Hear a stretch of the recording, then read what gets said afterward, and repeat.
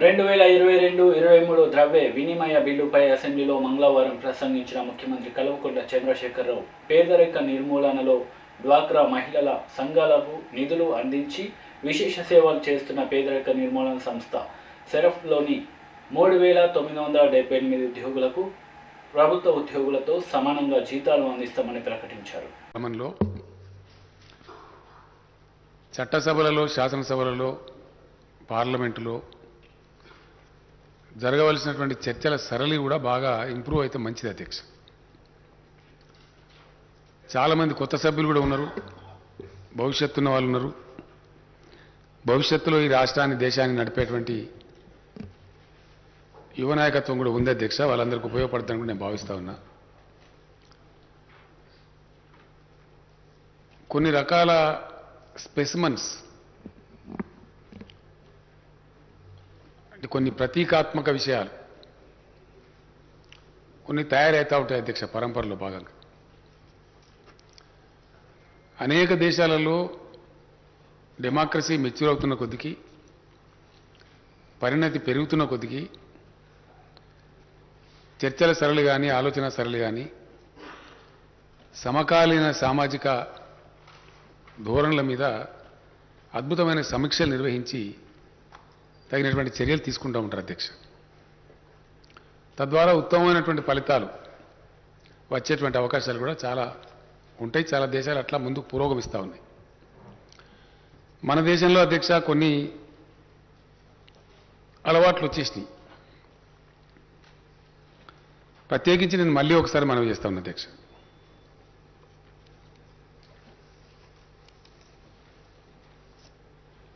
ఈ బడ్జెట్ అంటే అదేదో బ్రహ్మ పదార్థం అన్నట్టు, అదేదో ఒక అంకెలు మాత్రమే చెప్తారన్నట్టు, ఇంక్రిమెంటల్లో డిక్రిమెంటల్లో ఉంటారన్నటువంటి ఒక అభిప్రాయం మన దేశంలో ప్రబలి ఉంది అధ్యక్ష. అన్ని స్థాయిలలో అదే చర్చ.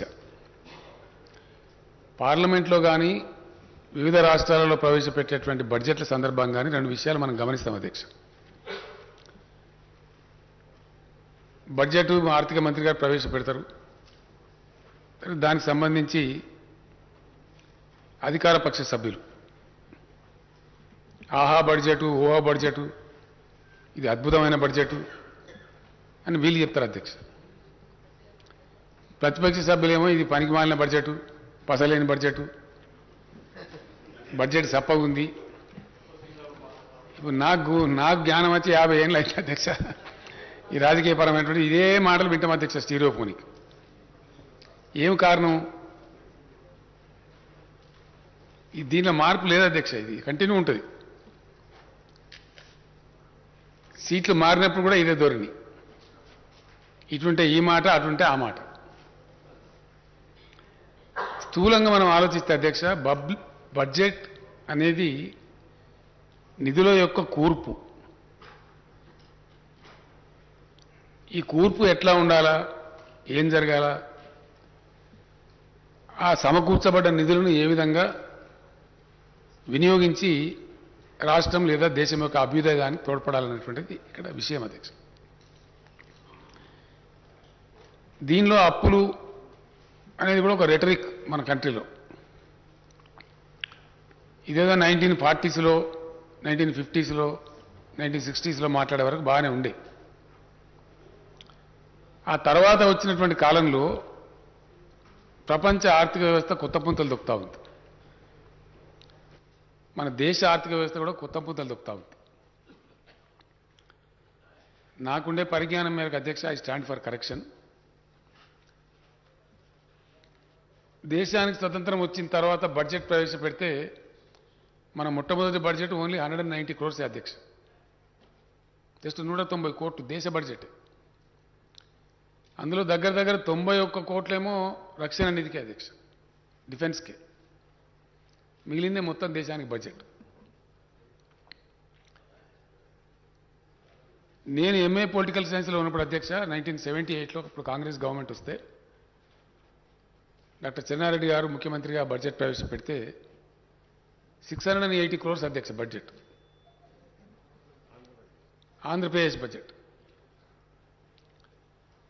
ఈరోజు మనం లక్షల కోట్లలో మాట్లాడుతా ఉన్నాం. అంటే ఈ నిధుల కూర్పుకు సంబంధించి నేను గతంలో కూడా చెప్పిన అధ్యక్ష, మళ్ళీ ఒకసారి మనవి చేస్తా ఉన్నా. వాస్తవానికి జరగాల్సింది అధ్యక్ష, ప్రజాస్వామ్య దేశంలో అన్నిటికన్నా ముఖ్యమైనటువంటి విభాగం ప్రణాళిక విభాగం అధ్యక్ష, ప్లానింగ్ డిపార్ట్మెంట్. ప్రతి ఆర్థిక సంవత్సరం ప్రారంభ దశలో, అంతకు ముందు నేను ఇటీవల కాలంలో మన ఫైనాన్స్ సెక్రటరీ గారు కూడా చెప్పాను, మన సిఎస్ గారు కూడా చెప్పాను, ఫైనాన్స్ మినిస్టర్ గారు కూడా చెప్పాను. బడ్జెట్ రెండు రకాలు ఉంటుంది అధ్యక్ష, ఒకటి గవర్నమెంట్ బడ్జెట్, ఒకటేమో ప్రైవేట్ ఫ్యామిలీ బడ్జెట్. ఈ రెండింటి మధ్య చాలా స్పష్టమైన తేడా ఉంటుంది.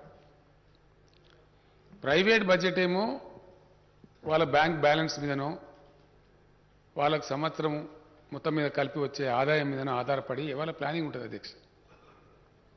ఒక రైతుకు పంట పండితే 10 లక్షలు వస్తే ఏం చేయాలి ఈసారి?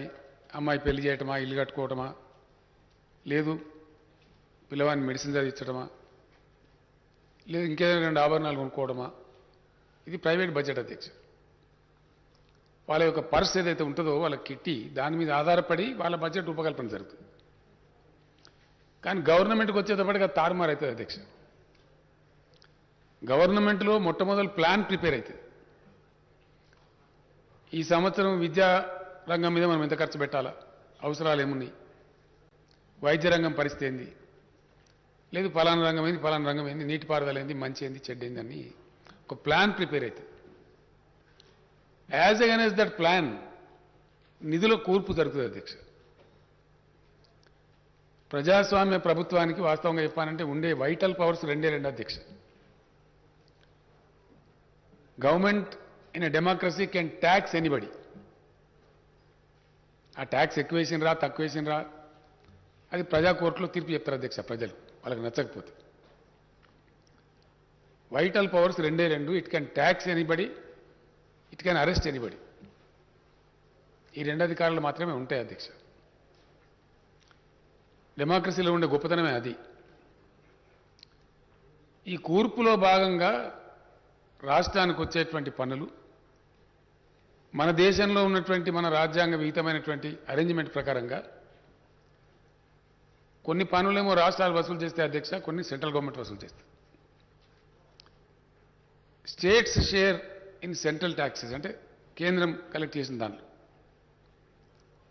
తర్వాత ఫైనాన్స్ కమిషన్ గ్రాంట్స్, అవి పోను పన్నేతర రెవెన్యూ, నాన్ ట్యాక్స్ రెవెన్యూ, ఇందాక భట్టి గారు చెప్పారు. అవి పోను ఇంకో వెసులుబాటు ఏంటంటే మార్కెట్ బారోయింగ్స్. ఇవన్నీ కలిపి వీటి సమాహారం బడ్జెట్. భట్టి గారికి నా రిక్వెస్ట్ ఏంటంటే, మొన్న ఏదో ఒక మంచి మాట వారు మాట్లాడినట్టు నేను చూసిన పేపర్లలో, హౌస్లో లేను కానీ, మన ఊరు మన బడి కార్యక్రమం మంచి కార్యక్రమం అన్నారు. నేను ప్రతిసారి అంటా ఉంటా అధ్యక్ష, భట్టి విక్రమార్క గారి ప్రేమకు మేము నోసుకోలేదు, ఒకడన్నా మా గురించి మంచి మాట చెప్పరు అని అంటా ఉంటా. ఈసారి వారికి ఎందుకో కొంచెం దయ కలిగింది, మంచి మాట ఒకటి చెప్పినారు. వారు ఇందాక దేశవ్యాప్తంగా ఉన్నటువంటి ప్రభుత్వ రంగ సంస్థలు స్వాతంత్రం వచ్చిన తొలినాళ్లలో జరిగినటువంటి ప్రయత్నాలలో భాగంగా వచ్చిన అనేక గొప్ప గొప్ప సంస్థలు ఎట్లా నాశనం చేయబడుతున్నాయో చాలా గట్టిగా వారు చెప్తా ఉంటే, ఈ పక్కన సభ్యులు అంటున్నారు భట్టి గారు పార్లమెంట్ అయితే బాగుంటుంది, ఈ అంశం పార్లమెంట్ ఇది, అందరం కలిసి వారిని మన రాష్ట్రం పక్షాన పార్లమెంట్ పంపాలని మాట్లాడుతున్నారు అధ్యక్ష. ప్రమోషన్ అధ్యక్ష, డిమోషన్ ఏం లేదు అక్కడ. దాంతో గట్టిగా వారు మాట్లాడుతుంటే ఆవేదన వ్యక్తం చేస్తూ ఉంటే సభ్యులకు ఇమీడియట్ అభిప్రాయం ఏమొచ్చిందంటే, ఈ సబ్జెక్ట్ అంతా గవర్నమెంట్ ఆఫ్ ఇండియా కోపం మా మీద చేస్తే అత్త మీద కోపం దుత్త మీద చేసినట్టు, మేము కాదు కదా చేసేది. మన దగ్గర ఉన్న ప్రైవేటు సంస్థల్ని ఎంతో కొంత కాపాడుతున్నాయి, ప్రభుత్వ రంగ సంస్థలను కూడా చాలా అద్భుతంగా మనం కాపాడుతున్నాం అధ్యక్ష. మన ఆర్టీసీ పరిరక్షణ కావచ్చు, వారన్నట్టు సింగరేణి పరిరక్షణ కావచ్చు, మన పరిధిలో ఉన్న మేరకి కాపాడుకుంటూ వస్తా ఉన్నాం. ఈ నిధుల కూర్పులో అధ్యక్ష, ఈరోజు నేను చెప్పే లెక్క కాదు ఇది, handbook of statistics published by Reserve Bank of India. డజన్ల కొద్ది విషయాలలో తెలంగాణ రాష్ట్రం కొత్త రాష్ట్రమైనప్పటికీ అద్భుతాలు సాధిస్తూ ఉందని చెప్పి రిజర్వ్ బ్యాంక్ ఆఫ్ ఇండియా చెప్తా ఉంది అధ్యక్ష. ఇది నేను చెప్తలేను. ఏ ఒక్క అంశం రెండు అంశాలు కాదు, ఆ వివరాలన్నీ ఆర్థిక శాఖ మంత్రి గారు చాలా వివరంగా వారి స్పీచ్లో చెప్పారు, వారి ఆన్సర్లు కూడా చెప్పారు. సభ్యులకు చాలా వరకు దాంట్లో సమాధానాలు వచ్చినాయి. నేను ఆ వివరాల్లోకి పోను అధ్యక్ష. కానీ అప్పులు అని ఏదైతే వారు అన్నారో, ఈ రోజున్నటువంటి విజ్డమ్ ఆఫ్ ఎకానమీలో, ఈ రోజున్నటువంటి ఎకనామిక్ డైనమిక్స్లో అది అప్పు కింద పరిగణించారు అధ్యక్ష, దాన్ని వనరుల సమీకరణ కింద పరిగణిస్తారు. ఇందాక నేను మనవి చేసినట్టుగా వనరులు అనేటివి రకరకాల పద్ధతులలో వస్తాయి. ట్యాక్స్ ద్వారా, ట్యాక్సేతరంగా, అట్లాగే మార్కెట్ బారోయింగ్స్ ద్వారా. ఆ వచ్చే దానిలో కూడా మనం ఎంత బ్రహ్మాండమైనటువంటి మన రాష్ట్రాన్ని ఒక కఠోరమైనటువంటి క్రమశిక్షణ పాటిస్తూ ఉన్నాం. కరప్షన్ను అణిచివేసినాం. ఎస్, డెఫినెట్గా గతంలో ఎన్నడూ లేనటువంటి పారదర్శకతను ప్రవేశపెట్టినాం. చిన్న మొత్తం కాదు కదా అధ్యక్ష, రైతు బంధు కింద ఇచ్చింది ఒక 50,000 కోట్ల పైచీలకి ఇచ్చినాం ఇప్పటికే. తమరు నేను ఆ రోజు లక్ష్మీపుత్రుడు అని అనేవాడిని అధ్యక్ష. తమరు వ్యవసాయ శాఖ మంత్రి ఉన్నప్పుడే దాన్ని ప్రారంభించినారు. 100% ట్రాన్స్పరెన్సీ సార్. ఇక్కడ ఫైనాన్స్ సెక్రటరీ గారు వేస్తే, మన ఆర్థిక మంత్రి గారు చెప్పినట్టుగా అక్కడ సెల్ ఫోన్లలో టంగ్ టంగ్ టంగ్ మన మెసేజ్ వస్తుంది, బ్యాంకులో జమ అయిపోతుంది. దఫ్తర్కి పోయేది లేదు, దరఖాస్తు పెట్టేది లేదు, ఎవరికి సల్యూట్ కొట్టేది లేదు, పైరవి లేదు. మధ్య దళారీలు మాయమైపోయినారు. అట్లా అనేక విషయాలలో డైరెక్ట్ బెనిఫిట్ ట్రాన్స్ఫర్ ఏదైతే ఉందో పారదర్శకత కూడా పెంచగలిగినాం. మధ్యలో పిల్ఫరేజ్ తగ్గిపోయింది, లీకేజ్ కూడా తగ్గిపోయింది. అట్లాంటి అనేక సంస్కారవంతమైనటువంటి ఆర్థిక క్రమశిక్షణను కఠినంగా పాటించడం మూలాన మన రాష్ట్రంలో ఉండే 29 మొన్నటి వరకు అధ్యక్ష, కశ్మీర్ యూటీ అయిన తర్వాత 28 రాష్ట్రాలు. 28వ రాష్ట్రంలో అప్పులు చేసే క్రమంలో మన ర్యాంకు 25వ స్థానంలో ఉన్నాం అధ్యక్ష. మనకన్నా పైన 24 రాష్ట్రాలు మనకన్నా చాలా ఎక్కువ అప్పు చేసినాయి. Our debt percentage to our GSDP is only 23% అధ్యక్ష. 40% పైన ఉన్న వాళ్ళు ఉన్నారు, 35 ఉన్నారు. కాంగ్రెస్ పార్టీ పరిపాలించే రాజస్థాన్ కూడా మనకన్నా ఎక్కువనే ఉంది. పంజాబ్ చాలా ఎక్కువలో ఉంది. ఇతర రాష్ట్రాలు సరే సరే. 25th ప్లేస్లో మనం ఉన్నామంటేనే మనం చాలా తక్కువ అప్పులు చేస్తున్నామని అర్థం అధ్యక్ష. అప్పుల వల్ల మనకు వచ్చే ప్రమాదం ఏం లేదు. దాని గురించి బట్టి విక్రమార్క గారు అస్సలు రంది పెట్టుకునే అవసరం లేదని నేను మనవి చేస్తా ఉన్నా అధ్యక్ష. ఇంకొకటి కూడా ఆశించేది ఏంటంటే, ఇది చాలా ఇంపార్టెంట్ ఎకడమిక్ పాయింట్ అధ్యక్ష. నేను చెప్పేది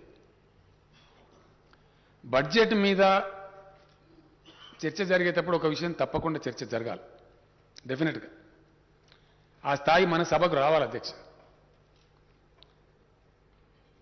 ఇండియాలో ఉన్నటువంటి, మన భారతదేశంలో ఉన్నటువంటి విధానం ప్రకారంగా ఫిస్కల్ పాలసీ, ఆర్థికపరమైనటువంటి అంశాల మీద కంట్రోలు, దేశం యొక్క విత్త విధానాన్ని నిర్ణయించేది కేంద్ర ప్రభుత్వం అధ్యక్ష. నిర్ణయించేది, నిర్వహించేది, నియంత్రించేది కూడా వాళ్ళే. కాబట్టి మనము any state government in India has to be alike government of India, it cannot be unlike. We have to be in the foot steps of government of India only. చిన్న కొద్ది మేరకే మనకు స్వేచ్ఛ ఉంటుంది తప్ప బ్రాడ్గా fiscal policy lies with the government of India.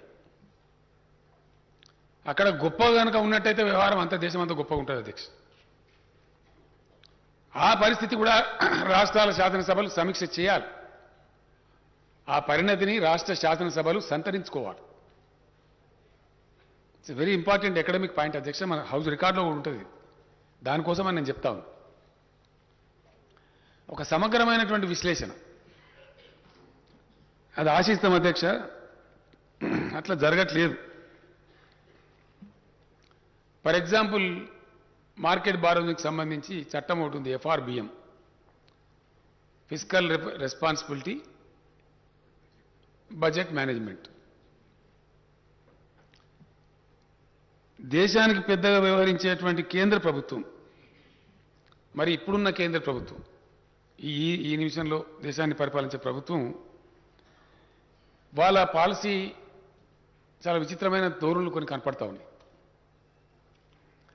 క్రమశిక్షణ అనేది అంతటా పాటించబడాలి కదా అధ్యక్ష, అందరికీ ఉండాలి కదా. ఆంక్షలున్న పద్ధతులున్న ఏదున్నా మొత్తం దేశం యొక్క పరిస్థితిని దృష్టిలో పెట్టుకోవాలి. అది కనపడట్లేదు. ఇప్పుడున్న వాళ్ళ పాలసీ ఏంటంటే బలమైన కేంద్రం, బలహీనమైన రాష్ట్రాలు.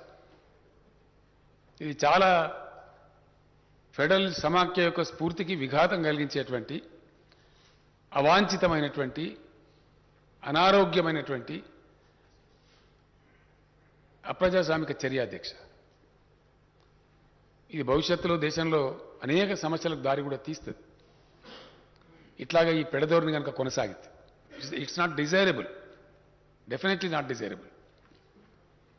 ఎందుకంటే రాజ్యాంగంలోనే మొట్టమొదటి తొట్టతొలి పేర్లనే ఉంటుంది అధ్యక్ష, భారతదేశం రాష్ట్రాల సమాఖ్య. అది రాజ్యాంగం చెప్పిన మాట. కాబట్టి రాష్ట్రాల ఉనికిని లేకుండా చేస్తాం, రాష్ట్రాలను అణిచిపెడతాం అనేటటువంటి అనేక దుర్మార్గమైన చర్యలు ప్రస్తుత కేంద్ర ప్రభుత్వం చేపడతా ఉంది, చేస్తూ ఉంది. ఎఫ్ఆర్బిఎం ఉంది అధ్యక్ష. ఎఫ్ఆర్బిఎం ఇంకో మాట కూడా ఇక్కడ చెప్పాలి. కేంద్రం యొక్క పర్ఫార్మెన్స్ మనకన్నా బాగలేదు అధ్యక్ష, మనకన్నా చాలా దిగజారిపోయింది. డెఫినెట్గా అందులో అనుమానం కూడా అవసరం లేదు. ఎందుకంటే గణాంకాలు అధ్యక్ష, ఇలా దాచిపెట్టేది కూడా ఏం లేదు, దీనిలో దాచగలిగింది కూడా ఏం లేదు. ఇవి కేంద్రమే వివిధ పద్ధతులలో పార్లమెంట్లో ఎకనామిక్ స్టాటిస్టిక్స్ పెట్టినప్పుడు సభ ముందు పెట్టేటువంటి డాక్యుమెంట్స్ ఇవి దాచిపెట్టేటి కావు. డెఫినెట్లీ కేంద్ర ప్రభుత్వం యొక్క పర్ఫార్మెన్స్ మనకన్నా చాలా బ్యాడ్గా ఉంది అధ్యక్ష, చాలా లో ఉంది. మనకు వాళ్ళకి చాలా తేడా ఉంది. పర్ క్యాపిటల్ ఇన్కమ్ చూసినా, జీడిపి చూసినా, ఇంకా ఏ విషయంలో చూసినా కూడా కేంద్రం పర్ఫార్మెన్స్ డిజాస్టర్స్గా ఉంది డెఫినెట్గా. కానీ వాళ్ళదేమో వాళ్ళు పెట్టే పరిమితి it's purely academic subject sir. గౌరవ సభ్యులకు తెలవాలి, యువ శాసన సభ్యులు చాలామంది ఉన్నారు. టుడే ఈ రోజుకున్న లెక్క అధ్యక్ష, ఆర్బీఐ కేంద్ర ప్రభుత్వం వెలువరించినటువంటి నివేదికల ద్వారా చెప్తున్నటువంటి మాట, వాళ్ళ debt percent to GDP is 58.5%. అంటే 58.5% వరకు కేంద్ర ప్రభుత్వం అప్పులు తీసుకున్నది. వెలిసి ఈరోజు భారతదేశం యొక్క అప్పు 152 లక్షల కోట్లు. రాష్ట్రాలకు ఇచ్చేదేమో బిలో 25%. మీరు 25% మించద్దు. మరి రాష్ట్రాలకు ఇచ్చిన నీతినే కేంద్రం కూడా పాటించాలి కదా అధ్యక్ష. వాళ్ళ పైన ఇంకేం బాడీ లేదు కాబట్టి, వాళ్ళని అడిగేవాళ్ళు లేరు కాబట్టి, వాళ్ళేమో ఇష్టం వచ్చినట్టు నిధుల సమీకరణ చేస్తారు, రాష్ట్రాలను మాత్రం తొక్కి పెడతారు. అంతవరకే ఆగుంటే బాగుండేది. ఇప్పుడున్న కేంద్ర ప్రభుత్వం ఫెడరల్ స్ఫూర్తిని చాలా భయంకరంగా దెబ్బతీస్తూ ఉంది. ఫర్ ఎగ్జాంపుల్ అధ్యక్ష, మొన్న నేను వనపర్తి జిల్లాలో నూతన కలెక్టరేట్ ప్రారంభోత్సవానికి పోయిన అధ్యక్ష. మన వ్యవసాయ శాఖ మంత్రి గారు తీసుకెళ్తే అక్కడ పోయినాం.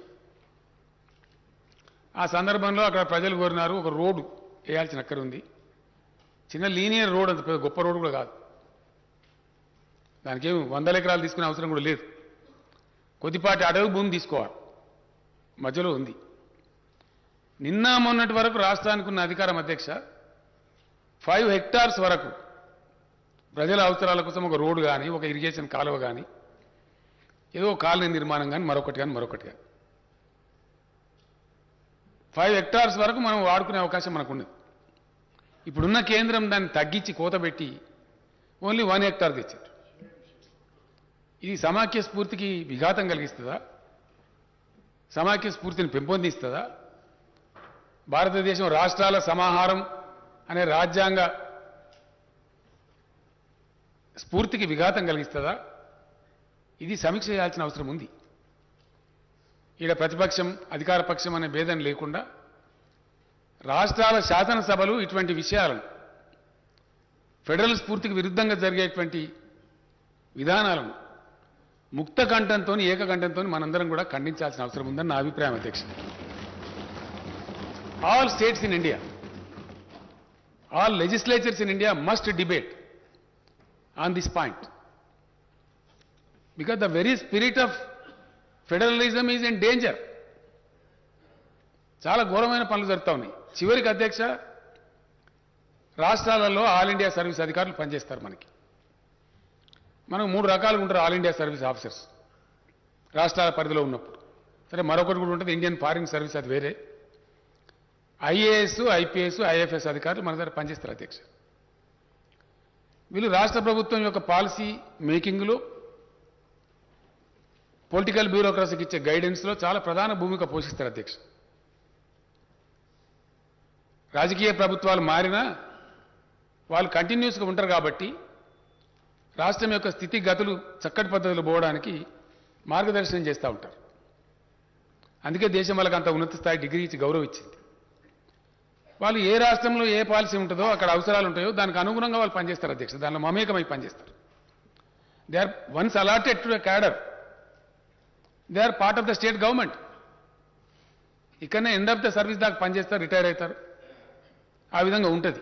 అంటే రాష్ట్రంతో పూర్తిగా వాళ్ళ జీవితం ముడిపడి ఉంటుంది. చాలామంది అధికారులు చాలా ఎమోషనల్ కూడా పనిచేస్తారు అధ్యక్ష. హై కమిట్మెంట్స్ ఉండే వాళ్ళు ఉంటారు. వాళ్ళను కూడా ఈరోజు కేంద్రం rule మారుస్తాం,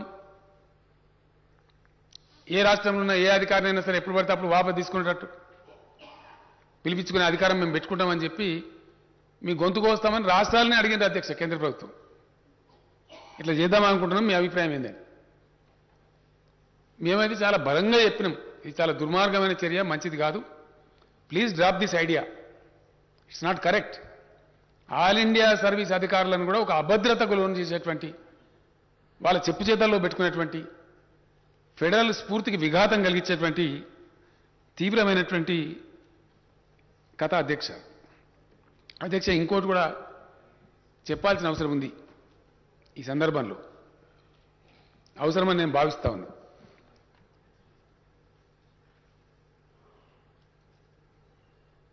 budget is a public fund అధ్యక్ష. Budget definitely public fund. And politics is much beyond votes and seats. ఇంతసేపు ఓట్లు లెక్క పెట్టుకోవడం, సీట్ల నెచ్చి లెక్క పెట్టుకోవడం, అది మాత్రమే రాజకీయం కాదు అధ్యక్ష. అంతకే పరిమితమైతే అది అరాచకం అవుతుంది, రాజకీయం కాదు. It's much beyond seats and votes. కానీ ఈ మధ్య దురదృష్టం, చాలామంది పిగ్మీలు ఇందులో దూరిపోయి అవగాహన లేమితోని, అసహజమైనటువంటి పెడదోరణలతోని ప్రజాస్వామ్య స్ఫూర్తికి చాలా పెద్ద భయంకరమైనటువంటి విఘాతం తెచ్చే పనులు చేస్తూ ఉన్నారు. వాళ్ళ నోళ్ళకు మొక్కాలు, అనేకమైనటువంటి జాడ్యాలు ప్రబలగొట్టి చక్కగా మంచి ప్రేమపూర్వకంగా ఈ దేశంలో విషబీజాలు నాటుతూ ఉన్నారు. Which is not correct at all, not in the country of at all. తాత్కాలికంగా కొంతమందికి రాక్షసానందం కలిగించవచ్చు, కానీ లాంగ్ రన్లో ప్రపంచానికే మార్గదర్శకంగా ఉంటూ భిన్నత్వంలో ఏకత్వాన్ని ప్రదర్శిస్తూ ముందుకు సాగుతున్నటువంటి భారత సమాజం యొక్క ఔన్నత్యాన్ని దారుణంగా దెబ్బతీసే చర్య అధ్యక్ష. నేను సందర్భంలో మనం మనవి చేయడం జరిగింది. డెఫినెట్లీ ఎవరు అవునన్నా కాదన్నా అధ్యక్ష, మన రాష్ట్రం కాకపోయినప్పటికీ ఉన్నది ఉన్నట్టుగా మాట్లాడానంటే, today in India Bengaluru city is the silicon valley of India. IT రంగంలో ఎంతమంది అధ్యక్ష, అక్కడ అనేక రాష్ట్ర ప్రభుత్వాలు, అనేక మంది ముఖ్యమంత్రులు, అనేక మంది ప్రధాన కార్యదర్శులు, అనేక మంది ఆల్ ఇండియా సర్వీస్ అధికారులు అనేక దశాబ్దాల పాటు కొనసాగించిన కృషి వల్ల అక్కడ సుమారు 30 లక్షల మంది పొట్టబోసుకుంటారు అధ్యక్ష ఐటీలో, బెంగళూరులో. వాళ్ళ తర్వాత రెండవ స్థానంలో మనం ఉన్నాం ఈరోజు ఇండియాలో. 3 లక్షల కోట్ల పైచీలకు సాఫ్ట్వేర్ ఎగుమతులు బెంగళూరు నుంచి జరిగితే సుమారు 1,50,000 కోట్ల దరిదాపుల వాళ్ళలో 50% మన 148 అధ్యక్ష, నాకు తెలిసి లేటెస్ట్ ఫిగర్.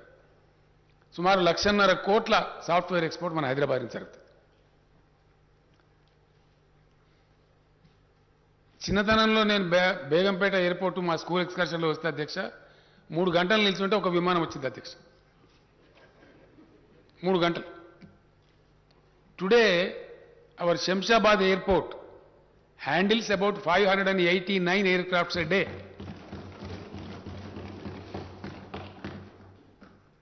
ఎక్కడి నుంచి ఎక్కడ పోయింది? మనం ఇప్పుడు కలకత్తాను మద్రాసును దాటి 4వ స్థానంలో ఉన్నాం అధ్యక్ష ఎయిర్ ట్రాఫిక్లో మన హైదరాబాద్ ఎయిర్పోర్ట్. ఇదంతా ఎట్లా సాధ్యమవుతుంది సార్? ఇది బెంగళూరు సిలికాన్ వ్యాలీ అయినా హైదరాబాద్ సెకండ్ ప్లేస్లో ఉన్నా మన తర్వాత 3వ స్థానంలో పూనా పురోగమిస్తున్నా ఎట్లా సాధ్యమవుతుంది? Hyderabad is also very famous for pharma industry. దానికోసమే మనం ఫార్మా సిటీ పెట్టుకున్నాం. ప్రపంచవ్యాప్తంగా ఎంత పెద్ద ఫార్మా కంపెనీ అయినా సరే జస్ట్ లైక్ దట్ వచ్చి హైదరాబాద్ స్టార్ట్ చేయొచ్చు. ఎట్లా సాధ్యమవుతుంది? అది ఎక్కడ పడితే అక్కడ కాదు అధ్యక్ష, అంత ఈజీ కాదు. దానికి ఒక ఎక్కువ బిల్డ్ కావాలి, ఒక వాతావరణ కల్పన జరగాలి. అందుకు అవసరమైన టూల్స్ అంటే అందులో పనిచేయగలిగే శక్తి సామర్థ్యం ఆ స్కిల్స్ ఉన్నటువంటి వర్క్ ఫోర్స్ కావాలి. నేను వచ్చి హైదరాబాద్లో రేపు ఒక ఫార్మా ఇండస్ట్రీ 10,000 కోట్లు పెట్టుబడి పెడతా అంటే Hyderabad can easily adapt that. కారణం ఏంటంటే ఇక్కడ ఎక్కువ ఉంది, అందులో అందరు పనిచేస్తారు అధ్యక్ష. అందులో పలానా వాళ్ళు పనిచేస్తారు, పలానా వాళ్ళు చేయరని లేదు.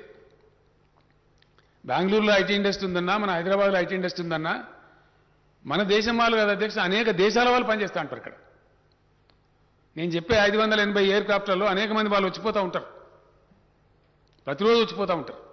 కార్యకలాపాలు వ్యాపారం కాబట్టి, ప్రపంచ వ్యాప్తానికి సంబంధించిన విషయం కాబట్టి చిన్న చిన్న మత కలహాలు పెట్టి ఇంకో కలహాలు పెట్టి ప్రజలను విడదీసి ప్రజలను ఒకళ్ళ మీద ఒకళ్ళని పడేసి తన్నేస్తే,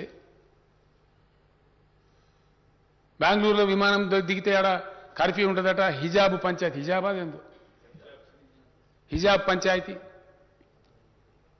ప్రజలు దొరుకునే ఆహారం అధ్యక్ష, బట్టలు ఒక ఆయన షర్ట్ వేసుకుంటాడు, ఒక ఆయన వాస్కోట్ వేసుకుంటాడు, ఒక ఆయన ధోతి కట్టుకుంటాడు, ఒక ఆయన షేర్వాణి. మనకి ఎవరు దాంతో గవర్నమెంట్కి ఏం సంబంధం అధ్యక్ష? నాకు అర్థం కాదు. అది ఒక అంశంలాగా చిత్రీకరించి ఇంత సంకుచితమైనటువంటి విధానంలో వ్యవహారం చేస్తే ఈ దేశం ఎక్కడికి పోతుంది? ఏం జరుగుతుంది? What will happen? హైదరాబాద్లో బాగుంటుందట వాతావరణం, ఆడ ఫార్మా పరిశ్రమ పెట్టుకోవచ్చు, ఆడ పోల్ట్రీ ఇండస్ట్రీ పెట్టుకోవచ్చు, అక్కడ ఐటీ పరిశ్రమ పెట్టుకోవచ్చు అంటే వాడు వస్తాడు. కానీ ఎయిర్పోర్ట్లో దిగంగానే వాళ్ళు డామ్మని కత్తులు పట్టి పొడుచుకుంటారట, కర్ఫ్యూ ఉంటుందట, 144 సెక్షన్ ఉంటుంది. ఎవడు వస్తారు అధ్యక్ష? ఈ బిల్డ్ అయినటువంటి ఎక్కువ ఏదైతే ఉందో ఇది ధ్వంసం అయితే లక్షలాది మంది యువకుల భవిష్యత్తు అగమ్యగోచరం అవుతుంది అధ్యక్ష ఈ దేశంలో. కాబోతా ఉన్నది ఈ దేశంలో. I'm very sorry to say, with all the pain I'm telling this. ఇది పూర్తి స్థాయిలో పెడదోరిని. ఏ రకంగా కూడా ఈ దేశానికి మంచిది కాదు, ఎవరికి కూడా మంచిది కాదు. ఇక్కడెక్కడోళ్ళు వస్తారు అధ్యక్ష, హైదరాబాద్ పోతే ఇంత పొట్టబోసుకోవచ్చు, బతకచ్చు, ఏదో పని దొరుకుతుంది, ఆశతో వస్తారు. ఇవాళ 11 రాష్ట్రాల వాళ్ళు వచ్చి మన దగ్గర పొట్టబోసుకుంటున్నారు అధ్యక్ష. అనేక రకాల మన హైదరాబాద్ రియల్ ఎస్టేట్లో, హౌస్ బిల్డింగ్ ఇండస్ట్రీలో కావచ్చు, మన ఫార్మా సిటీ, మన ఫార్మా కంపెనీలలో కావచ్చు, మన ఐటీ కంపెనీలలో కావచ్చు, దేశం నలుమూల నుంచి వస్తారు, విదేశాల నుంచి వస్తారు. ఈ ఎక్కువ బిల్డ్ అయ్యేటువంటి వాతావరణం ఎంతవరకు మంచిది? దయచేసి ఈ దేశ యువత, ఈ రాష్ట్ర యువత ఈ విషయంలో ఈ ఉన్మాదుల చర్యలు ఎక్కడ తీసుకుపోతాయి దేశాన్ని? ఎంతవరకు ఇది సమంజసం? ఎన్నో దశాబ్దాల తరబడి అనేక మంది శ్రమ మీద, అనేక వ్యయ ప్రయాసాల గురించి నిర్మితమైనటువంటి ఈ వాతావరణాన్ని కలుషితం చేస్తే ఏం జరగబోతుంది ఈ దేశానికి? దీని మీద కూడా తీవ్రమైనటువంటి చర్చ జరగాల్సిన అక్కర ఉంది అధ్యక్ష. Yes I say, I would like to be on record. మనకంటే ఆర్థిక నిర్వహణలో దేశం పరిస్థితి చాలా దారుణంగా ఉంది. సింపుల్ మాట అధ్యక్ష, 2014లో అప్పుడు యూపీఏ గవర్నమెంట్ ఉండేది. యూపీఏ గవర్నమెంట్ మీద నానా రకాల నిందలు మోపి రకరకాల వ్యాఖ్యానాలు ప్రచారం చేసి ఇప్పుడున్న ప్రభుత్వం అధికారంలోకి వచ్చినది. దేశ ప్రజల పరిస్థితి ఏమైపోయిందంటే అన్నవస్త్రానికి పోతే ఉన్నవస్త్రం పోయిన కాడికి వచ్చింది. వాళ్ళ పర్ఫార్మెన్సే బాగలేదని వీళ్ళకు ఓట్లేసారు అధ్యక్ష. మొత్తం క్రాష్ అయిపోయింది దేశం. ఎస్, యూపీఏ పీరియడ్లో ఉన్న పరిస్థితి కూడా దిగజారిపోయింది ఇప్పుడు. డెఫినెట్గా వాళ్ళు ఇది కేంద్రం ఇచ్చే గణాంకాలు అధ్యక్ష, నా కవిత్వం కాదు ఇది. ఆ రోజు గ్రోత్ 8% ఉంటే ఈరోజు 6% పడిపోయింది. ఈ కేంద్ర ప్రభుత్వం బడ్జెట్లో నిన్నగాక మొన్న చెప్పిన లెక్క ఇప్పుడు ఇంకా ఆనంది సెషన్ జరుగుతూ ఉంది. ఆర్థిక పరిస్థితి దిగజారుడు అనే దానికి సాకు కరోనా కాదు అధ్యక్ష. Much before corona pandemic, the decline in the financial progress of the country has taken place. It's a fact. అంటే ఎట్లుంటుందంటే అధ్యక్ష, ఇవాళ మన జీడిపి, మన జిఎస్డిపి, జీడిపి అంటే జిఎస్డిపి అంటే కన్ఫ్యూజన్ ఏం లేదు అధ్యక్ష. ఇక్కడ స్టేట్ వస్తుంది కాబట్టి జిఎస్ యాడ్ అవుతుంది అంతే. జీడిపి అంటే గ్రాస్ డొమెస్టిక్ ప్రొడ్యూస్, జిఎస్డిపి అంటే గ్రాస్ స్టేట్ డొమెస్టిక్ ప్రొడ్యూస్, అంతే తేడా. ఒకటే, సేమ్ జీడిపి కిందనే లెక్క. Today our GSDP we have grown from where to where. 4.5 లక్షల కోట్ల నుంచి 11.5 లక్షల కోట్లకు మనం పెరిగినాం అధ్యక్ష. It's very good rise, mercuric rise. At the same time అర్థం చేసుకుని అర్థమవుతుంది అధ్యక్ష,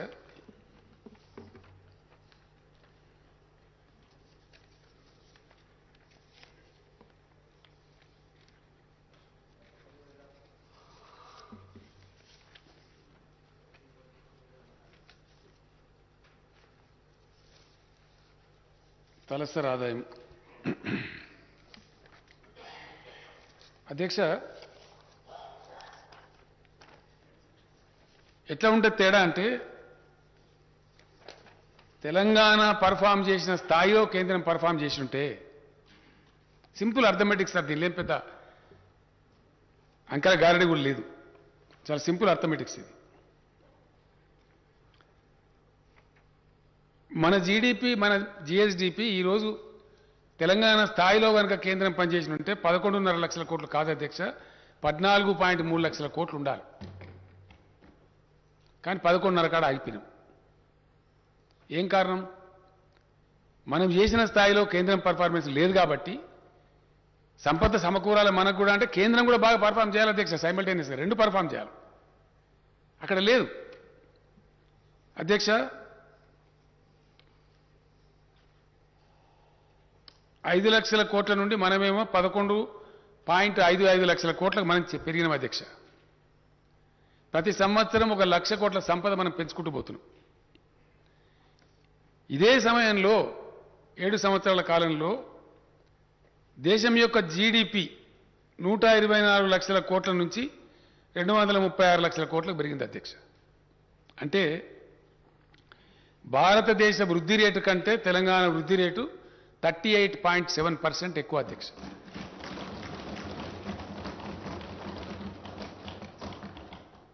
ద గ్రోత్ రేట్ మన పర్సెంటేజ్ 38.7% కేంద్ర ప్రభుత్వ పర్ఫార్మెన్స్ కంటే ఎక్కువ.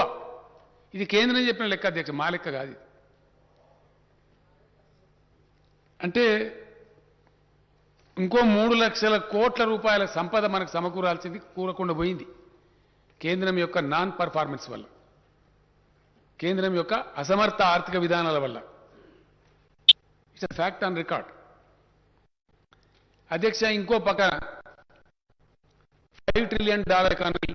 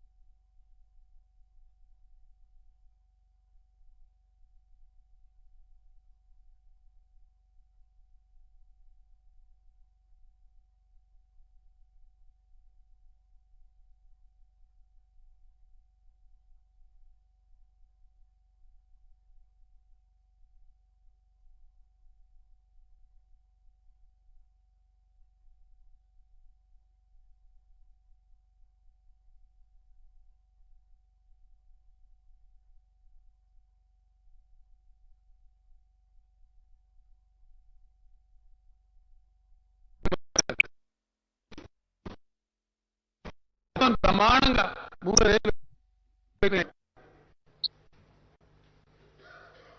ఎక్కడ పోయినా 20 లక్షలు 25 లక్షల లోపల భూమి దొరికే ప్రశ్నే లేదు అధ్యక్ష. అక్కడ రోడ్డు పక్కకి ఇటుంటే 50 లక్షలు, స్టేట్ హైవే పక్కకుంటే 2 కోట్లు, 1.5 ఇవాళకి మొక్కాలే. పెరిగిపోయింది. డిస్ట్రెస్ సేల్స్ లేవు.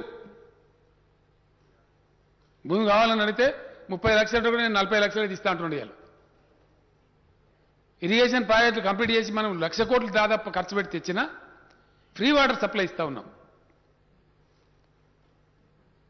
మొన్న హరీష్ రావు గారు కుడవేలు వాగులో నీళ్ళు వదలాలంటున్నారు, హల్దీ వాగులో నీళ్ళు వదలాలంటున్నారు. చెక్ డ్యాములు కట్టినాం కాబట్టి ఆశపడి ప్రజలు అడుగుతారు, పంటలు ఎండిపోవద్దని అడుగుతారు. అధ్యక్ష, ఈ విధంగా ప్రయత్నాలు చేస్తూ ఉన్నాం. మిత్రులు మా శ్రీధర్ బాబు గారు చెప్తారు చిన్న కాళేశ్వరం పని. గతంలో దానికి ఏం అలొకేషన్ లేదు, ఏం లేదు. దాని పెద్ద ఆంధ్ర వాళ్ళు అబ్జెక్షన్ పెట్టినారు. I congratulate mister Sridhar Babu. ఈ మధ్యనే సిడబ్ల్యూసీ క్లియరెన్స్ కూడా వచ్చినది, దానికి అది అప్రూవ్ అయిపోయింది. అంటే ఎందుకోసం మీరంతా ప్రయత్నం చేస్తూ ఉన్నాం? తెలంగాణకు నీళ్లు రావాలి. మరి నీళ్లు కింద ఉన్నాయి, మన భూభాగం పైన ఉన్నది, మన టెర్రేన్ అట్లుంది. డెఫినెట్గా లిఫ్ట్ చేయాల్సిందే. చిన్న కాళేశ్వరమైనా, పెద్ద కాళేశ్వరమైనా, పాలమూరైనా, సీతారామైనా, ఇంకోటైనా మల్టీ స్టేజ్ లిఫ్ట్ చేసుకొని ఆ ఒక్కొక్క స్టేజ్లో ఒక్కొక్క కొన్ని లక్షల ఎకరాలు పారించుకుంటూ వస్తాం అధ్యక్ష. ఇప్పుడిప్పుడు కొద్దిగా తెలంగాణ రైతుల మొక్కలు కొద్దిగా నవ్వు మొక్క వస్తూ ఉంది, కొద్దిగా జరుగుతూ ఉంది. ఇండియాలో ఏ రాష్ట్రం కూడా కల్తీ విత్తనాల మీద పీడీ యాక్ట్ పెట్టలేదు అధ్యక్ష. One and only state PD act కల్తీ విత్తనాల మీద ఇచ్చిన స్టేట్ తెలంగాణ స్టేట్. కఠినమైన చర్యలు తీసుకుంటా ఉన్నాం. బట్టి గారు అన్నట్టు ఇంకా ఎక్కడైనా ఒకటో అరా ఉంటే డెఫినెట్గా నేను వ్యవసాయ శాఖ మంత్రి గారికి మనవి చేస్తా ఉన్నా, ఉక్కు పాదంతో వివరించండి ఆ దుర్మార్గులను, కఠినమైన చర్యలు తీసుకోమని కోరుతా ఉన్న అధ్యక్ష. తప్పకుండా సూచన, మంచి సూచన. అది నివారించాల్సిందే, సమూలంగా నిర్మించాల్సిందే, ఆ అవసరం ఉంది. అందులో భాగంగానే ఈ వ్యవసాయ స్థిరీకరణ జరగాలి అనే దాంట్లో భాగంగా ఉచిత కరెంట్ ఇస్తా ఉన్నాం అధ్యక్ష. రైతులు ఏంటంటే మేము ఎక్కడ ఉండాలి సార్, మేము రాత్రి ఆడబోయి పెడతామంటే సరే అని చెప్పి 24 అవర్స్ పవర్ ఇస్తాము. ఆనందంగా ఇప్పుడు మంచిగా పొద్దుట పుట్టిన పంటలు పండిస్తూ ఉన్నారు. చాలా సంతోషం. ఈ ఎఫ్ఆర్బిఎంలో 0.5% మీరు మీటర్లు పెడితేనే మీకు ఇస్తాం. నేను చెప్పినా నేను చచ్చినా సరే నేను పెట్టా అని చెప్పి.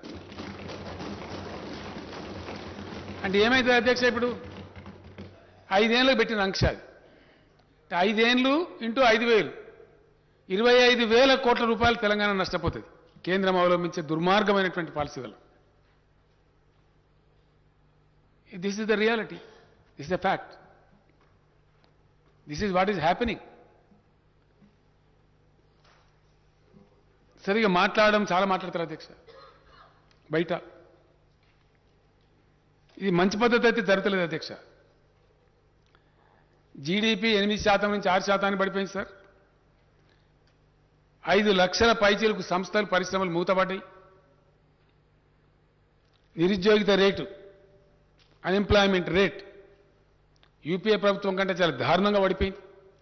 యూపీఏ ఉన్నప్పుడు ఓన్లీ 4.7% ఉండే, ఇప్పుడు అది 7.11% పోయింది.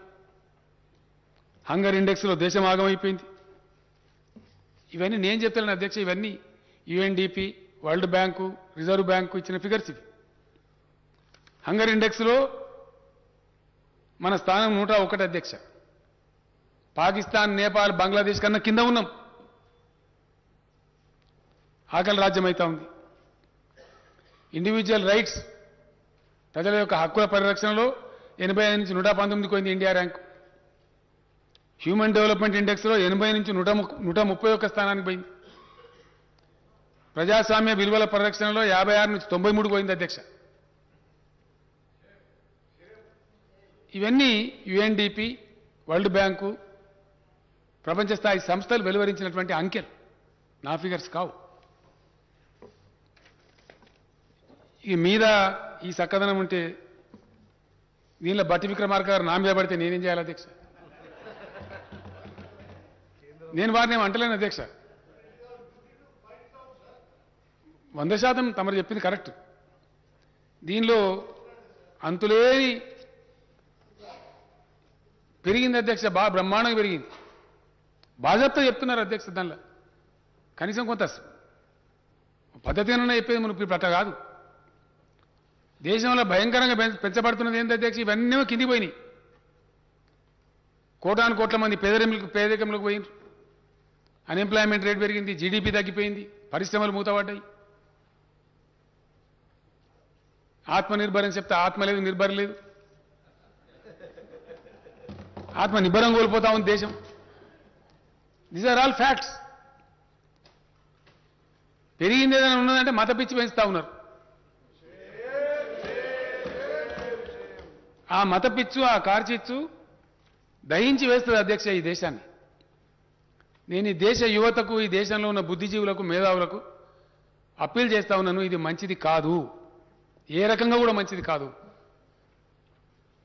ఏ కోణంలో చూసినా మంచిది కాదు. దేశంలో నెలకొల్పబడ్డ వాతావరణం, దశాబ్దాల తరబడి కొనసాగిన కృషి కుప్ప కూల్తది, యువత ఉద్యోగ అవకాశాలు పోతాయి, చాలా దారుణమైన పరిస్థితి వస్తుంది. ఇప్పుడు ఏం జరుగుతుంది అధ్యక్ష? ఇప్పుడు రైట్ నౌ 20,000 పైచీలకు పిల్లలు ఉక్రెయిన్లో చిక్కుకొని పోయిన భారతీయ పిల్లలు 20,000 పైచీలకు కళ్ళ ముందర కనబడుతున్న సత్యం అధ్యక్ష. ఎందుకు పోయినా పిల్లలందరూ అంటే ఎంబీబీఎస్ చదువుకోవడానికి పోయి సార్, మెడిసిన్ చదువుకోవడానికి. మన రాష్ట్రం నుంచి నేను చీఫ్ సెక్రటరీ గారికి చెప్పి, ఫైనాన్స్ సెక్రటరీ గారికి చెప్తే మన ఢిల్లీ రెసిడెంట్ కమిషనర్ని వాళ్ళు యాక్టివేట్ చేసి ఎవరి పిల్లలు వాళ్ళు తెచ్చుకోవాలి, ఎవరి బాధ వాళ్ళకు ఉంటుంది కదా అధ్యక్ష. ఒక 740 పైచీలకు పిల్లలు మన తెలంగాణ పిల్లలు. ఇందులో 700 పైచీలకు పిల్లలు ఎంబీబీఎస్ చదవడానికి పోయిన పాపం. అక్కడ 20-25 లక్షలు అయిపోతే సార్ ఇక్కడ ₹1 కోటి అడుగుతున్నారు. కాస్ట్లీ ఉన్నది. పేద పిల్లలు ఇది భరించలేని వాళ్ళు పాపం అక్కడనే చదువుకుంటామని అడిగిపోయారు.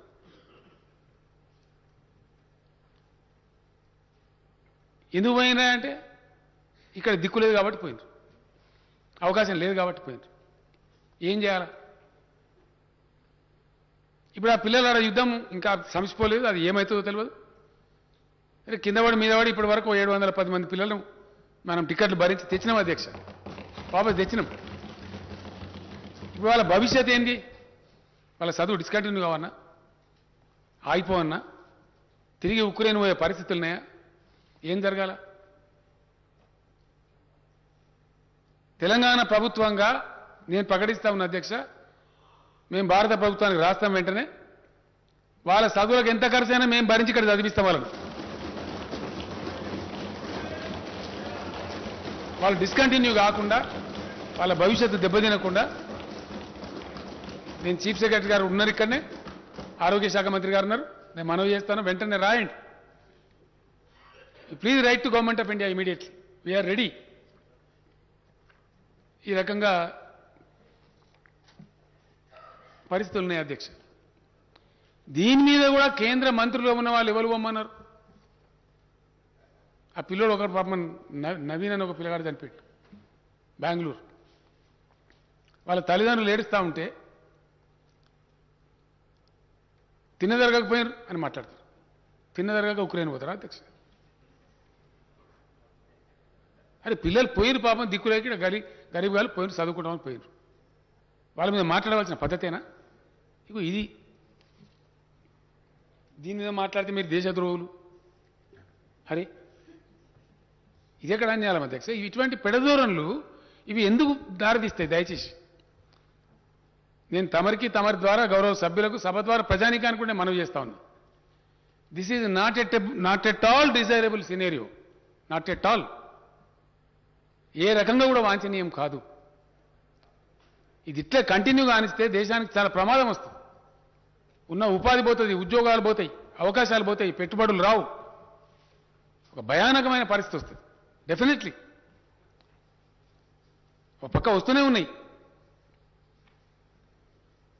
దేశంలో ఏం పెరుగుతుంది అధ్యక్ష? మతోన్మాదం, మూకదాడులు. మేము నలుగురం ఎక్కున్నామని ఇద్దరు నలుగురు కొట్టుడేనా మీద? ధర్మం అవుతుంది అది? పద్ధత? దేశాన్ని నడిపే విధానమా? ఈ విధంగా జరుగుతూ ఉంది అధ్యక్ష. ఎందుకు ఇదంతా మనవి చేయాల్సి వస్తుందంటే, ఇంతకుముందే మిత్రులు ఆరూరు రమేష్ గారు చెప్పినారు, తెలంగాణ వచ్చుడు దెబ్బ పెట్టి మా 7 మండలాలు గుంజుకున్నారు, మా సీలేరు పవర్ ప్లాంట్ గుంజుకున్నారు, మాకు అన్యాయం చేసిననే మాట వచ్చింది. ఉన్న సింగరేణిని కూడా ఇప్పుడు కథం పట్టే ప్రయత్నం చేస్తున్నారు. పట్టి గారు కూడా ఆవేదన వెలిపించారు. మొత్తం ప్రతికూలమే అధ్యక్ష. అక్బరుద్దీన్ ఓవైసీ గారు చెప్పినారు, సెంట్రల్ గ్రాంట్ మనకు బడ్జెట్ ఎస్టిమేట్స్ 1,60,000 కోట్లు ఉంటే వచ్చింది 70,000 కోట్లు. సెంట్రల్ గ్రాంట్స్ వస్తలేవు, కట్ చేస్తూ ఉన్నారు. పూర్తి వ్యతిరేకమైనటువంటి వివక్షపూరితమైనటువంటి ప్రతికూలమైన పరిస్థితులు అధ్యక్ష.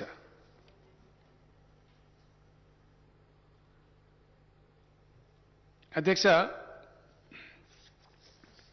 మేక్ ఇన్ ఇండియా అంటే అదెక్కడ పోయిందో,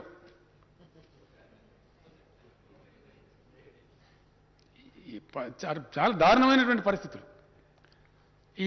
ఇటువంటి ప్రతికూల పరిస్థితులలో కూడా కరోనా పాండమిక్ ఎఫెక్ట్ అయినా కూడా తెలంగాణ బెటర్ పర్ఫామ్ చేసింది అధ్యక్ష. నేను గర్వంగా మనవి చేస్తా ఉన్నాను. మన సంపద పెంచుకుంటున్నాం, కన్సిస్టెంట్ గ్రోత్ ఉంది, మైనస్లో పోతలేం, కాపాడుకుంటున్నాం. మన ఉద్యోగుల కడుపు నిండా జీతం ఇచ్చుకుంటున్నాం. చిన్న ఉద్యోగస్తులు ఉంటారు అధ్యక్ష, వాళ్ళ గురించి వాళ్ళు పట్టించుకుంటారు గారు. మన 30% పిఆర్సీ ఎంప్లాయీస్కి ఇస్తే డౌన్ ద లైన్ కింద ఉన్న చిన్న ఉద్యోగులకు కూడా 30% పే హైక్ ఇచ్చినాం అధ్యక్ష. వీళ్ళు వాళ్ళు అనకుండా ఒకటి 2 విషయాలని అధ్యక్ష ఇక్కడ చెప్తే అయిపోతే నా బాధ్యత పోతుంది. గతంలో నేనే మనవి చేసిన అధ్యక్ష, సెర్పులో పనిచేసే పిల్లలను ఒక 4,000 చిల్లర మంది అందరూ ఉన్నారు. పంచాయతీరాజ్ మంత్రి గారు చెప్తున్నారు, వాళ్లకు అది సొసైటీ అధ్యక్ష, వాళ్ళు గవర్నమెంట్ ఎంప్లాయీస్ కారు. అయినప్పటికీ కూడా మన మహిళా సంఘాలను అవేర్నెస్ పెంచడానికి, వాళ్ళ లోపల ఆర్గనైజ్ చేయడానికి, ఆర్గనైజింగ్ కెపాసిటీ పెంచడానికి వాళ్ళు పనిచేస్తూ ఉన్నారు, విశేషమైన కృషి చేస్తూ ఉన్నారు. మంచి రిజల్ట్స్ కూడా వస్తూ ఉన్నాయి. సెర్ప్ ఎంప్లాయీస్ ఎవరైతే 4,000 పైచిలకు మంది ఉన్నారో వాళ్ళకు కూడా ప్రభుత్వ ఉద్యోగస్తులతో సమానమైన వేతనం ఇస్తాం అధ్యక్ష, డెఫినెట్గా ఇస్తాం. మేము గతంలో మాట ఇచ్చున్నాం, వాళ్ళకు కూడా ఇస్తాం అధ్యక్ష. అదేవిధంగా అధ్యక్ష, ఫీల్డ్ అసిస్టెంట్స్ అని చెప్పి ఉపాధి హామీలో పనిచేస్తారు అధ్యక్ష. ఈ పిల్లలకు పాపం వీళ్ళు ఉద్యోగస్తులు కారు, కానీ ఒక భ్రమలో సమ్మెకు పోయినారు. వద్దని పంచాయతీరాజ్ మంత్రి గారు, ఆ శాఖ అధికారులు ఎంత చెప్పినా వినకుండా పోయినారు. మళ్ళీ ఇప్పుడు మా తప్పైంది సార్ అని చెప్పి అక్కడికి ఇక్కడికి తిరుగుతూ ఉన్నారు. వాళ్ళ మీద మాకేం కోపం ఎందుకు ఉండాలి అధ్యక్ష? ఇంతమందిని ఆదుకుంటాలో మాకు ఎందుకు ఉండాలా? ఇంత గొప్ప వ్యవహారం చేసే ప్రభుత్వానికి ఆ చిన్నపిల్లల మీద మాకు ఉండవలసిన కోపమైంది, అవసరం కూడా లేదు. కానీ మళ్ళీ నేను వాళ్ళకి చెప్తా ఉన్నాను, హెచ్చరికపూర్వకంగా చెప్తాను ఒక పెద్దన్నలాగా, మళ్ళీ అటువంటి పొరపాటు పునరావృతం చేయకండి. ఆ ఫీల్డ్ అసిస్టెంట్లు అందరినీ కూడా మళ్ళీ వాపసు తీసుకుంటాం అధ్యక్ష. ఆ పిల్లల్ని కూడా మానవతా దృక్పథంతో తీసుకుంటాం, పనిలో పెడతాం. ఇక మా ఎమ్మెల్యేలు అందరూ కూడా కోరుతా ఉన్నారు, సార్ వాళ్ళేదో పొరపాటు చేసిన దయచేసి పెద్ద మనసుతో వాళ్ళని ఇంత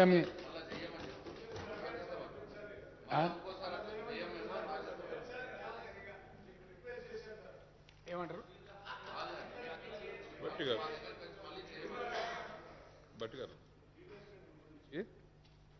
ఫీల్డ్ అసిస్టెంట్ గురించి చాలా సందర్భాల్లో మీకు రిక్వెస్ట్ చేశాం, మీరు కన్సిడర్ చేస్తా అన్నారు. చేసినందుకు ధన్యవాదాలు. అంతా పేదవాళ్ళు, బలైన వర్గాలకు సంబంధించినటువంటి వారు కూడా చెప్పినారు. బట్టి విక్రమార్క గారు చెప్పినారు అధ్యక్ష. లాస్ట్ టైం ఆ సెషన్లో కూడా మాట్లాడినారు వారు. శాసనసభ్యులు మొత్తం నా మీద దాడి చేస్తారు మీరు. బట్టి విక్రమార్క కంటే డబుల్ స్పీడ్తో దయాకరావు గారు చెప్పినారు. ఇక వారు ఆ శాఖ మంత్రి కాబట్టి అందరు మంత్రులు చెప్పినారు, శాసనసభ్యులు చెప్పినారు. వాళ్ళందరూ కూడా మేము మళ్ళీ అటువంటి తప్పు చేయమని చెప్పినారని చెప్పినారు. అందరి మాటనే నా మాట, నాకు వేరే భిన్నమైన మాట ఎందుకుంటుంది అధ్యక్ష. కాబట్టి ఆ పిల్లల్ని వాపసు తీసుకుంటాం, ఆ రకంగా ముందుకు పోతాం అధ్యక్ష. నాది ఒకటే ఒక రిక్వెస్ట్ ఏంటంటే అధ్యక్ష, ఒక పాజిటివ్ దృక్పథంతో చక్కటి పద్ధతులలో ముందుకు పోతా ఉన్నాం. అక్బరుద్దీన్ ఓవైసీ గారు కొన్ని విషయాలు చెప్పినారు అధ్యక్ష. మైనారిటీస్ సంబంధించినటువంటి సంస్థలు నాకు కూడా అది కొంచెం మంచిగా అనిపిస్తలేదు. I'm also really very serious about that. MTF, RTF वो कैसा पेंडिंग रहता है मुझे समझ में ही नहीं आता. ये बिल्कुल गलत बात है. अगर ऐसा हो रहा है तो गलत है. मैं आपके बात से बिल्कुल सहमत हूं. ऐसा नहीं होना चाहिए. इसलिए मैं मिनिस्टर फाइनेंस साहब से और फाइनेंस सेक्रेटरी साहब से, CS साहब को मैंने ऑलरेडी कह दिया. जब आप बात कह रहे थे तो मैं उठ के उनको कह दिया कि इस पर एक रिव्यू लेना चाहिए अर्जेंटली और यह चीज पेंडिंग नहीं रहना चाहिए. बच्चों का फ्यूचर का सवाल है, तो इसीलिए उस पर गौर करेंगे जरूर.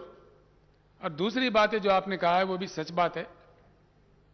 बच्चे जब हमारे इम्तिहान लिखने जाएंगे, जो कि 80,000 एम्प्लॉयमेंट का ऐलानात हुआ है, तो इम्तिहान लिखेंगे बच्चे, जो जिसकी किस्मत में मिलेंगे, ठीक बात है. उर्दू में लिखने का मौका उनको मिलना चाहिए हर जगह.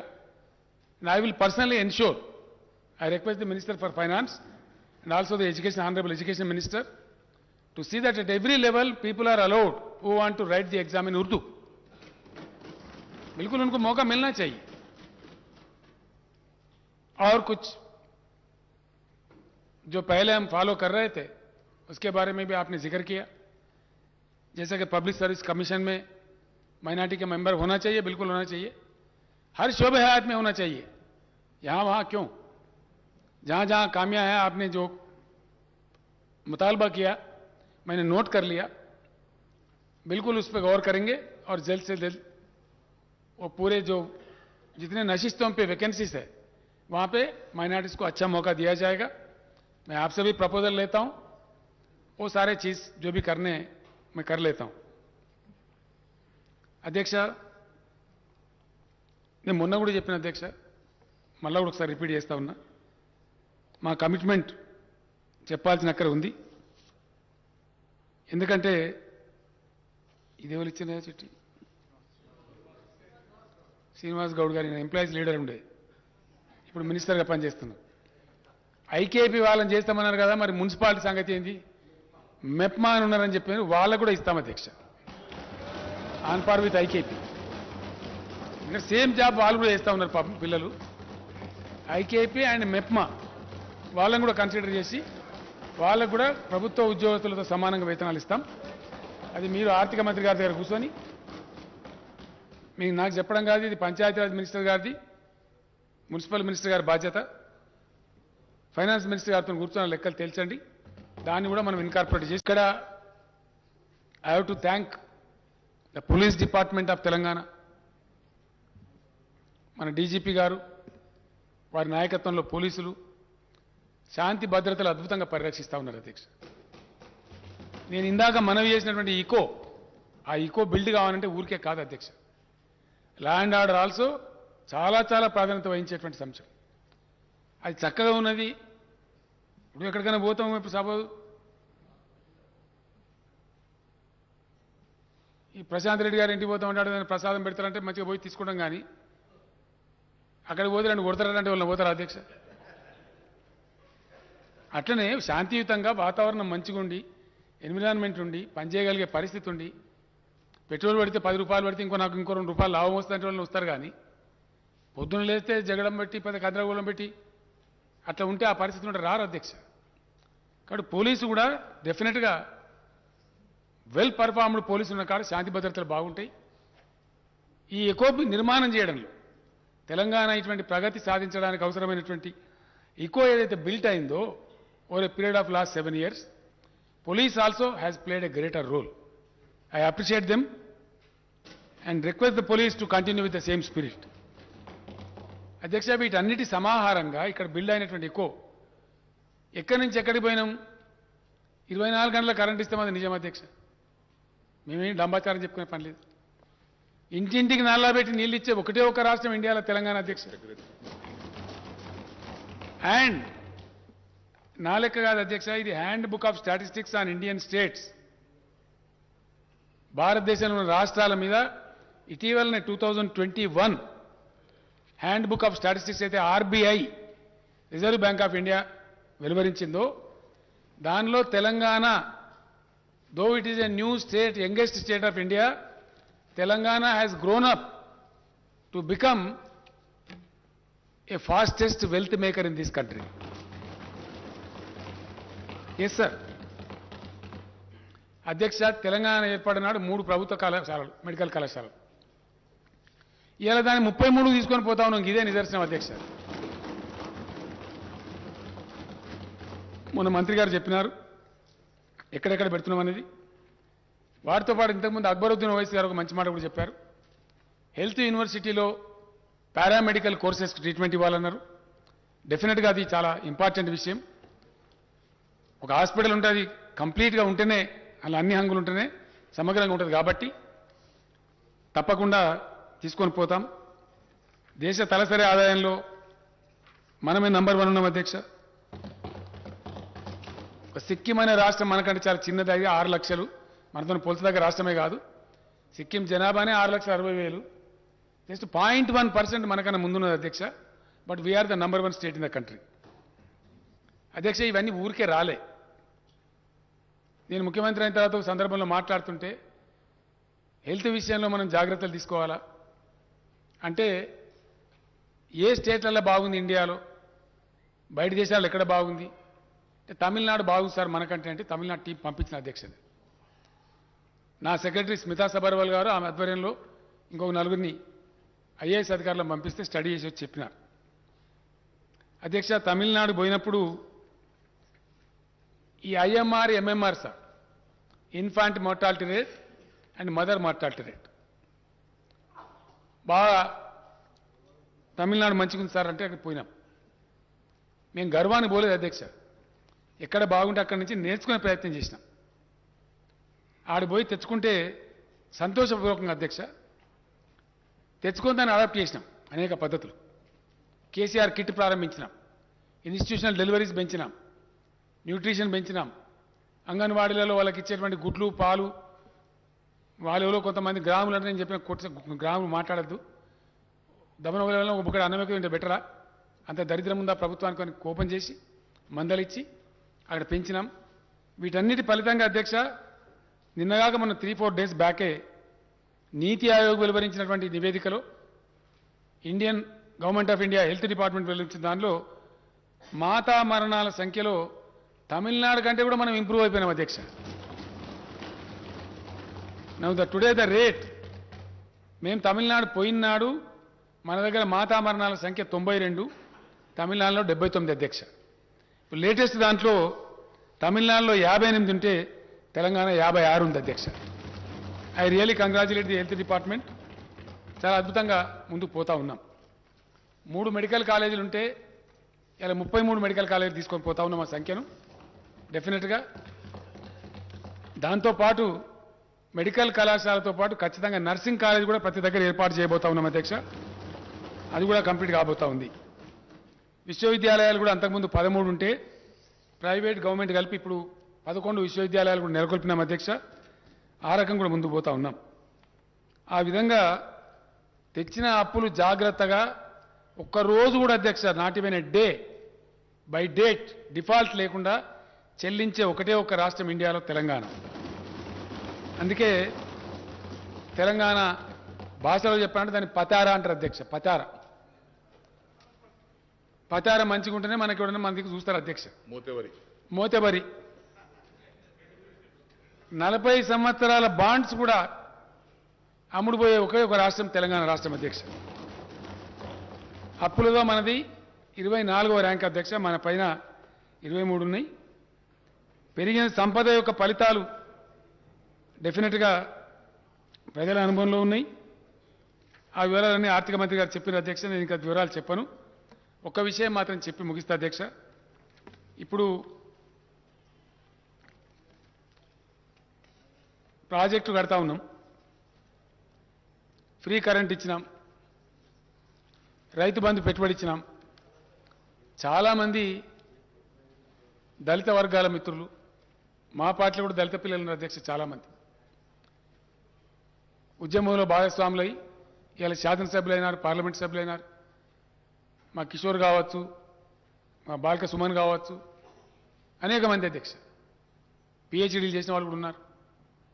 వాళ్ళతో మేము సమావేశమైనప్పుడు వాళ్ళు అన్నారు, నిజమే సార్, మీరు దళిత బంధు ఇస్తే మాకే అడుగుతుంది, మాకు భూములే లేవు కదా అని దళిత వర్గాల ప్రజలు కొంత వాళ్ళ బాధ వ్యక్తం చేశారు. అధ్యక్ష, మా గురించి ఏదైనా ప్రత్యేకంగా చేయాలని అడిగినారు.